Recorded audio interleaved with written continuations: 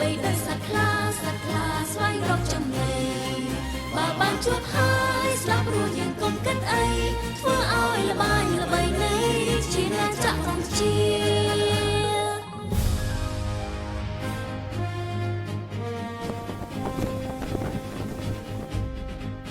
ប្រជាកុំជាមានចិត្តប្រាថ្នា